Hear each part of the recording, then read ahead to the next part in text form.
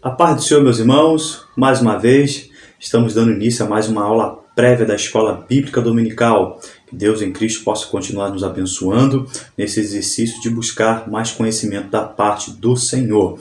Nesse trimestre, nós estamos estudando sobre a Igreja eleita, redimida pelo sangue de Cristo e selada com o Espírito Santo da promessa.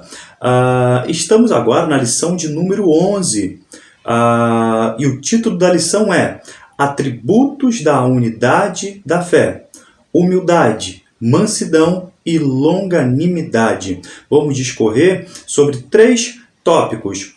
Tópico 1, para haver unidade é preciso humildade. Tópico 2, para haver unidade é preciso mansidão. E o último tópico, o terceiro, para haver unidade é preciso longanimidade para o exercício do perdão. Eu quero vos convidar nesta hora a abrir as vossas Bíblias em Efésios, capítulo 4, versículo 1 e 4, e também Colossenses, capítulo 1, versículo 9 e 12. Para você que não tem a sua lição dominical, todo o nosso estudo será baseado nesta referência que é a leitura bíblica em classe. Amém? Eu quero também...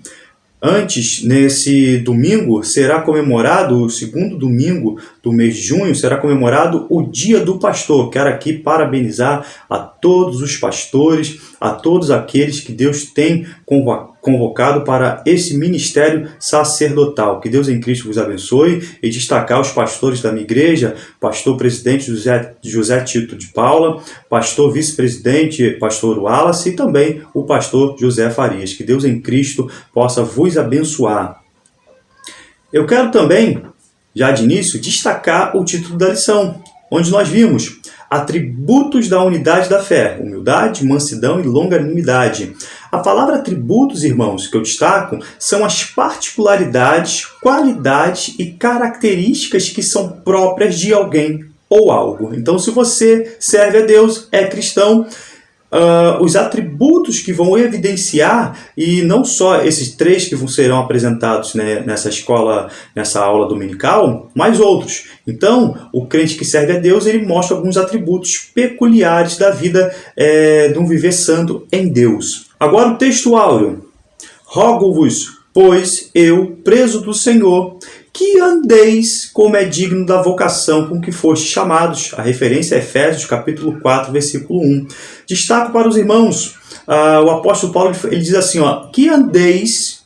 Esta palavra andeis quer dizer, tem um significado de conduzir a sua vida cristã. É andar de maneira irrestrita, é viver-se, é comportar-se. Qual é o nosso comportamento?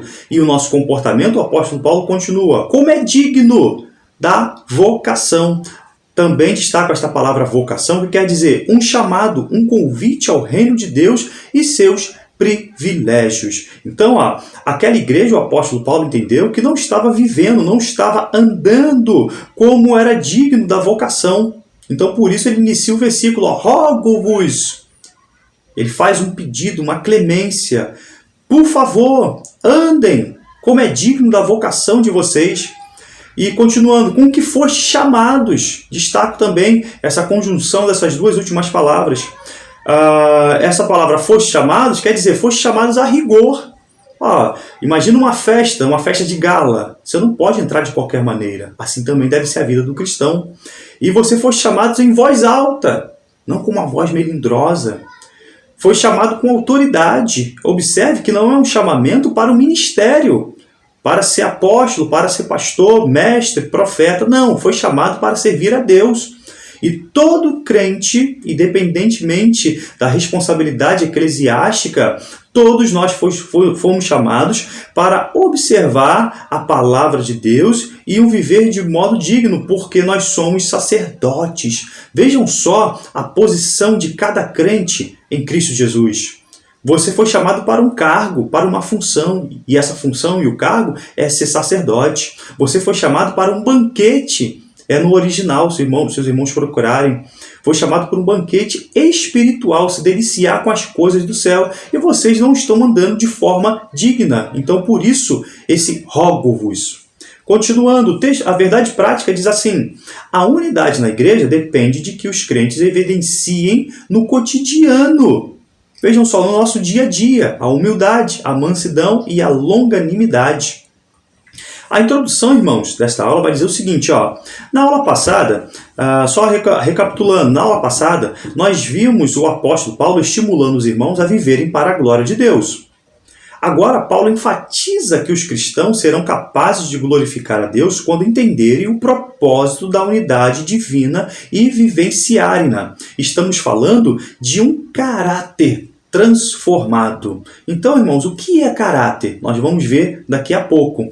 Nós, nesta aula, irmãos, observe, é uma das aulas mais difíceis a ser aplicada. Apresentei para os irmãos que essa carta do apóstolo Paulo aos Efésios, ela se divide em 4 partes. Quais são? Vimos a introdução, vimos a parte doutrinária, que correspondeu até a última lição, a lição de número 10, e agora nós estamos vendo a questão prática, ou seja, vimos a teoria, vimos a doutrina e agora nós temos que colocá-la no nosso ser, vivenciá-la, que é uma das matérias mais difíceis a ser aplicada, a ser narrada para os irmãos, porque toda lição ela é prática. Então daqui a pouco nós vamos ver o que é caráter. Vamos agora apresentar que nessa lição será apresentado 2 responsabilidades. Quais são? A responsabilidade individual, que requer do cristão um relacionamento adequado com os membros do corpo de Cristo. E também nós vamos ver uma responsabilidade coletiva. O que é isso? Que inclui o compromisso de preservar a unidade do Espírito pelo vínculo da paz. Então nós temos uma responsabilidade individual e também com toda a Igreja do Senhor. E assim nós conseguimos glorificar a Deus e mostrar um bom testemunho a toda a sociedade. Essas qualidades, vejam, por mais que eu me esforço, por mais que eu busque, por mais que eu me exercite, eu devo praticá-lo, eu devo viver em humildade, em paciência, em mansidão, mas essas qualidades são virtudes concedidas pelo Espírito Santo e relacionadas por Paulo como humildade, mansidão e longanimidade. Vejam, não é algo que a pessoa, por mais que ela se dedique, ela, em certo momento, vive no andar e viver no Espírito, ela consegue obedecer essa orientação do apóstolo Paulo, dada pelo próprio Deus. Então, precisamos nos dedicar a buscar ao Senhor. Caráter, o que é caráter? Caráter é a marca de uma pessoa, seu padrão de traços ou seu estilo de vida. É aquilo que guia nosso comportamento de acordo com os valores e princípios adequados. Temperamento é o que nós vamos passear nessa lição dominical. O que é temperamento? Temperamento inclui o nosso modo de perceber as coisas, de fazer escolhas e de relacionarmos com outras pessoas. É interessante quando eu falo sobre temperamento, existem 4 tipos de temperamentos. E de vez em quando nós estamos em um ou até 2. Ou até nós nos destacamos em algum determinado temperamento. Quando nós estamos realizando nossas coisas, quando nós estamos na sociedade, na igreja. Quais são os 4 tipos de temperamentos? Existe o temperamento colérico, existe o temperamento melancólico e existe o temperamento sanguíneo e também o temperamento fleumático. E eu vou dar uma síntese, porque o tempo é curto, senão o vídeo acaba ficando muito longo. O temperamento colérico, na questão da rapidez e intensidade, a pessoa colérica é uma pessoa rápida, é uma pessoa forte. Os pontos fortes é que é uma pessoa enérgica, mas também existem os pontos fracos, que é uma pessoa impaciente. Veja se você se enquadra nesse temperamento. O temperamento melancólico, para quem tem uma tendência à melancolia, é um temperamento forte, mas lento. É uma pessoa, na questão dos pontos fortes, uma pessoa mais habilidosa, mais minuciosa, mas também os pontos fracos apontam que é uma pessoa egoísta. Temperamento sanguíneo é uma pessoa rápida, mas fraca. E os pontos fortes, você vai perceber que ela é uma pessoa mais comunicativa. E os pontos fracos é que é uma pessoa instável. E o temperamento fleumático, na questão da rapidez e intensidade, ela é uma pessoa fraca e lenta. Mas os pontos fortes apontam que ela é uma pessoa calma e tranquila. E qual é a sua fraqueza? É uma pessoa que está sempre desconfiada. E é interessante nós salientarmos essa questão temperamental, porque quando o nosso sangue ferve, quando nós estamos diante de uma situação adversa, como nós devemos nos comportar? Por isso, a nossa necessidade de andar no Espírito. Tópico 1. Para haver unidade, é preciso humildade. A humildade é uma virtude imprescindível para o fortalecimento da comunhão cristã. Espera-se que os crentes sejam humildes, não somente diante de Deus, mas também entre eles. Qual é o antônimo de humildade? É orgulho, é vaidade. Então vocês observaram, eu não posso ser só humilde diante dos homens, mas também eu preciso ser humilde diante de Deus. Deus, ele sonda os nossos pensamentos e corações. Eu posso mostrar, transparecer ser uma coisa, mas não há nada oculto. Deus tem os olhos como chama de fogo. Ele conhece o nosso coração. Ponto 1. O modo digno do cristão viver. O código de ética de todo cristão. Qual é o nosso código de ética, irmãos? Aqui, ó. É a palavra de Deus. É a Bíblia Sagrada. A constatação se um crente é um cristão moral ou imoral vai depender de sua conduta em cumprir os preceitos éticos e morais das Sagradas Escrituras. Nós temos que estar atentos a isso. Viu o texto áureo? Rogo-vos, pois eu, o preso do Senhor, que andeis como é digno da vocação com que fostes chamados. Efésios 4:1. Vejam, mais uma vez, o verbo andeis. Não é uma ação temporária, mas sim um comportamento que outrora iniciou e que deve ser persistido constantemente, ou seja, o cristão deve viver de maneira digna da vocação ou se comportar dignamente. Ser digno significa estar em equilíbrio, como uma balança. Os crentes devem viver em equilíbrio com o seu chamado. O modo como agem deve estar de acordo com aquilo que eles creem, daquilo que nós professamos. Eu não posso pregar uma coisa e viver de uma maneira totalmente ao contrária. Mansidão vai ser abordado nesta aula, tanto na mente quanto no nosso comportamento. Paciência, como com os outros, em amor. É o mesmo que perdão, essa paciência. O oposto de guardar rancor e não mostrar simpatia pelos outros. O andar do cristão, irmãos, está diretamente relacionado com o seu nível de comunhão com Deus e com os irmãos. Então, o meu nível de comunhão com Deus vai ser apresentado diante da igreja, com os irmãos e também alcançando até a sociedade. 2. Agora vamos iniciar e apresentar com alguns detalhes, as 3 virtudes. A primeira, humildade. O que é humildade? A humildade está conectada e interligada com a mansidão e longanimidade.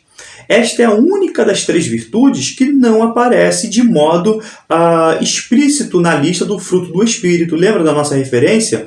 Gálatas capítulo 5, versículo 22 e 23. Eu quero lançar um desafio para você. Coloque aqui nos comentários. Vai aparecer um botãozinho. Coloque aqui nos comentários se você sabe apresentar sem olhar na Bíblia. Vejam só o exercício. Sem olhar na Bíblia, se você consegue discorrer todos, eu não vou nem falar quantos, todos os frutos do Espírito. Eu aprendi isso, nunca mais esqueci. Se você não conseguir apresentar todos os frutos do Espírito, ou se lembrar de todos, mas com alguma dificuldade para lembrar, irmãos, é esse mesmo que você tem que melhorar. Serve de exercício prático para a nossa vida. Amém? E isso é interessante. Então, lanço esse desafio para os irmãos e escreva ali no comentário. Interessante, a humildade está intrinsecamente associada à verdadeira mansidão. Vejam só 2 versículos, São Mateus, capítulo 11, versículo 29. Tomai sobre vós o meu jugo e aprendei de mim, que sou manso. Olha só o exemplo de Cristo. E humilde de coração, e encontrareis descanso para a vossa alma.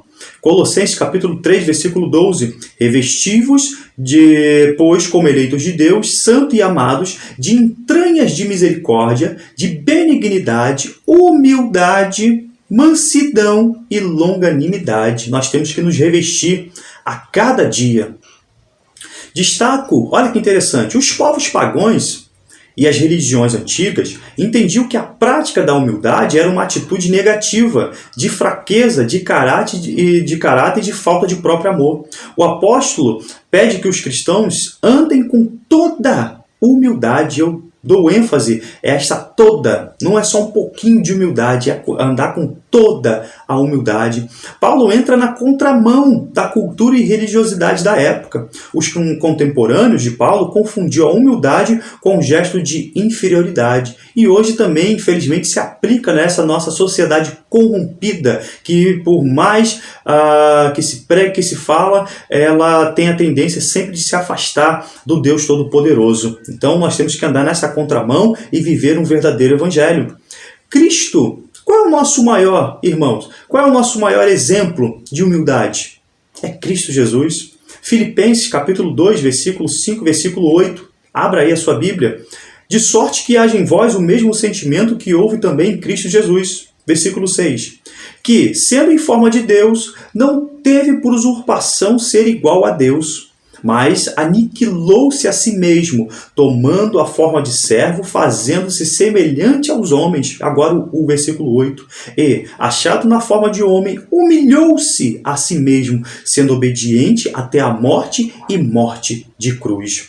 Outro exemplo de Cristo, a respeito da humildade, lembra daquela cerimônia do lava-pés? São João, capítulo 13, versículo 15. Cristo não realizou tal prática para demonstrar qualquer espírito de autocomiseração. O que é isso? Um coitadíssimo, autopiedade. Não era só um lava-pés teatral, mas isso para evidenciar a verdadeira humildade no Cordeiro de Deus. Então, nosso mestre não só ensinava no campo das ideias, tanto por preceito, mas principalmente na prática. Eu gosto desse primeiro versículo, irmãos, do livro de Atos. Quando nós vamos estudar, vamos fazer uma leitura devocional do livro de Atos, nós ficamos logo ansiosos para entrar no capítulo 2, de ver ali o batismo, a descida do Espírito Santo sobre a igreja primitiva, Paulo pregando, Pedro ensinando na casa de Cornélio, as viagens missionárias. Mas vejam só o primeiro versículo. Fiz o primeiro tratado, ó Teófilo, acerca de tudo que Jesus começou não só a fazer, mas também a ensinar. Vejam só que versículo prático. Eu só não ensino, mas eu também tenho que viver esta prática. Eu tenho que pregar, ensinar, doutrinar, mas principalmente viver no dia a dia. 3. A verdadeira humildade. No tópico anterior, quando Cristo faz o lava-pés, ele faz na cultura judaica o serviço de um escravo e não de um anfitrião. Vejam só que humildade. 2 Coríntios capítulo 12, versículo 20. Porque receio que, quando chegar, vos não ache como eu queira, e eu seja achado de vós como não quereis, e que de alguma maneira haja pendências, invejas, iras, porfias, detrações, mexericos, orgulhos, tumultos. O apóstolo Paulo estava ensinando aquela igreja difícil de pastorear ali em Coríntios. Vejam só quantos apontamentos que Paulo fala, apontando para o fruto da carne. Ele depois vai lá ensinar em Gálatas. Então isso não pode, de maneira alguma, haver no nosso meio. Tópico 2, irmãos. Para haver unidade é preciso mansidão. Agora, mansidão.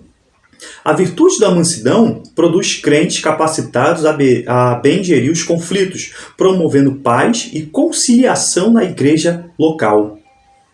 1. Mansidão, um fruto do Espírito. Irmãos, prestem atenção. Há uma diferença entre a referência de Gálatas e a proposta de Paulo aqui. Lá em Gálatas, a mansidão é uma característica do fruto do Espírito. Agora, em Efésios, está no sentido possessivo, ou seja, você precisa tomar posse. Aqui transmite o conceito de ternura, gentileza, cortesia, paciência. A mansidão não consiste apenas no comportamento exterior da pessoa, mas também com o próximo, porque é uma graça da alma, cujos exercícios são primeiramente com Deus. Os sinônimos eu apresento para os irmãos: espírito disciplinado, equilíbrio, maturidade espiritual, plena confiança na soberania divina.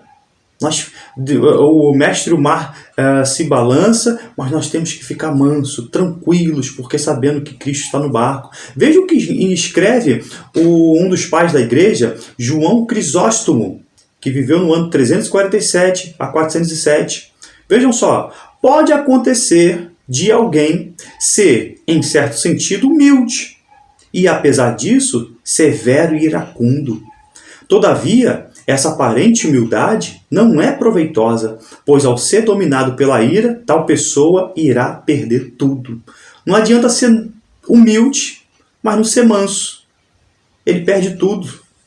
Vejam o que elucida esse pai da igreja.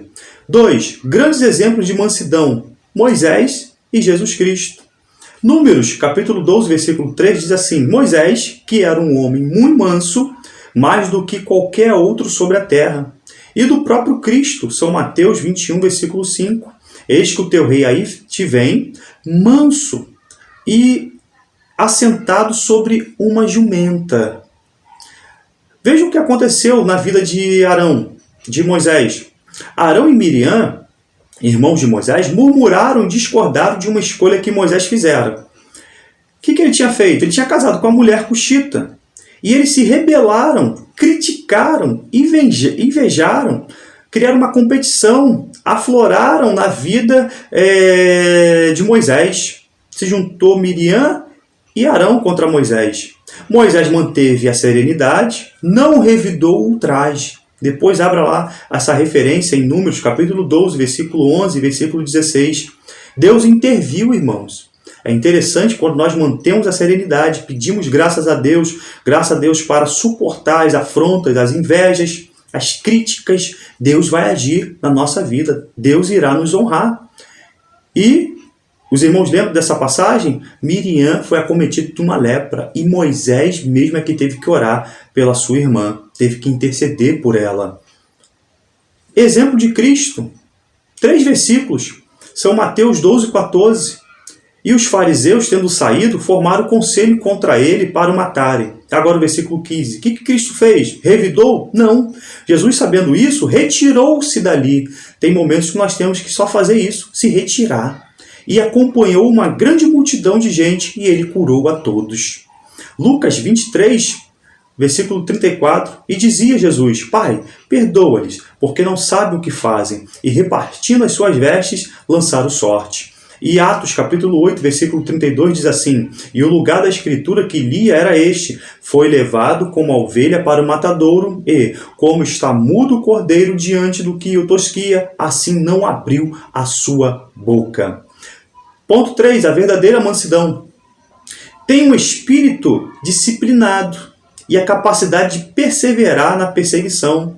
Vejam só a referência de Romanos capítulo 12, versículos 12 e 14. Alegrai-vos na esperança, sede pacientes na tribulação, perseverai na oração, comunicai com os santos nas suas necessidades, segui a hospitalidade, abençoai os que vos perseguem, abençoai e não amaldiçoeis. É um espírito equilibrado, um espírito manso, e nós precisamos ter isso em nossas vidas. Irmãos, observe esse vídeo que vai aparecer agora na tela dos irmãos. Olha que interessante. Olha como é que deve ser a postura de uma pessoa mansa, que não revida ao ultraje, as críticas, as perseguições.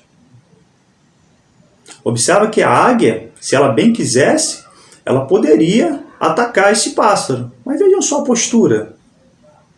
Já viu aquele ditado? O que vem de baixo não me atinge.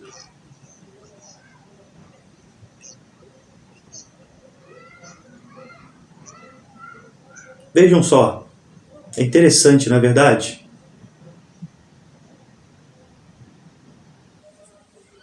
Então, irmãos, viram a necessidade, como o crente deve se portar às afrontas? é ficar tranquilo, saber que Deus está cuidando de nós, é não revidar. Uma pessoa que é mansa também é humilde, irmãos. De forma pejorativa, como nós dissemos anteriormente, diz que uma pessoa que não revida é uma pessoa fraca, medrosa, insegura, covarde, servis e outros termos depreciativos.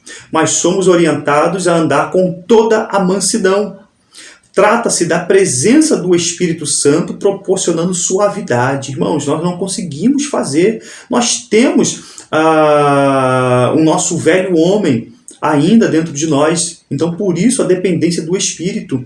Nós temos que buscar um bom trato com o próximo e o domínio próprio. Tá? Então, nós só conseguimos ter essa qualidade através do Espírito Santo de Deus. A mansidão, ponto 4, pressupõe conciliação. É a demonstração prática da mansidão. 1 Pedro, capítulo 2, versículo 23, diz assim, o qual, quando o injuriavam, não injuriava, e quando padecia, não ameaçava, Cristo Jesus, mas entregava-se àquele que julga justamente. Então, se alguém está te injuriando, se alguém está te perseguindo, entregue a sua causa àquele que julga justamente, e Deus irá lhe abençoar grande e poderosamente. Vejam só, um exemplo no Antigo Testamento. Abigail, lembra daquele caso? A mulher de Nabal? 1 Samuel, capítulo 25, versículo 1 a 35. Vou aqui parafrasear, porque a história é muito longa. Depois você pesquisa o que significa o nome Nabal. É bem sugestivo. Então, às vezes, nós estamos cercados de muitas pessoas com este nome, com esta postura. Tá? Vejam, Davi havia protegido Nabal, mas ele não retribuiu de forma gentil, mas ultrajou Davi. Davi ficou furioso. Davi já estava com a vida bem atribulada. Ainda chegou esse homem para perturbá-lo. Davi disse assim, vou com 400 homens destruí-lo. Abigail ficou sabendo disso e teve um espírito conciliador. Então depois leia essa passagem que é bem sugestiva para esta lição.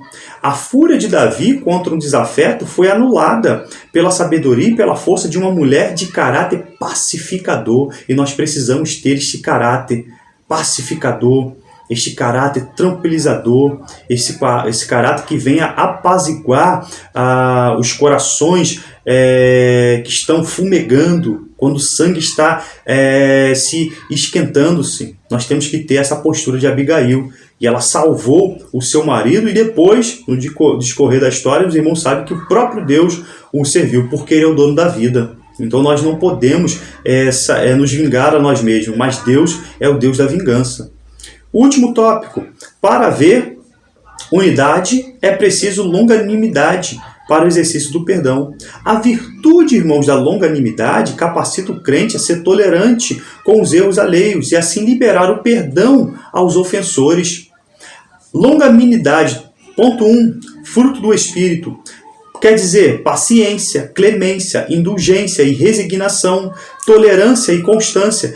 Deus se destaca com a paciência. Veja o Salmo 86, verso 15. Mas tu, Senhor, és um Deus cheio de compaixão, e piedoso e sofredor, e grande em benignidade e em verdade. A resignação, como eu apresentei nos sinônimos, quer dizer, às vezes precisamos saber abdicar ou desistir das coisas que queremos em favor de outrem. Relações, vejam só, paciência hoje é muito importante nas relações domésticas, com o próximo, na vida em sociedade. Quem aí nunca tomou uma fechada? Quem aí não foi desrespeitado numa fila de banco? E aí, como nós vamos nos portar? Ser paciente com o irmão no contexto da igreja e com os integrantes do grupo familiar. Na próxima lição nós vamos falar sobre família. E nessa quarentena, os irmãos viram alguns estudos, o número de divórcio cresceu muito. São casais, cônjuges que não estão tendo paciência dentro de casa, com os filhos. é difícil, é complicado, nós que estamos acostumados a trabalhar, de sair, de voltar e agora ter que ficar confinado em casa, mas para isso nós precisamos do Espírito Santo, o vínculo da perfeição, o amor.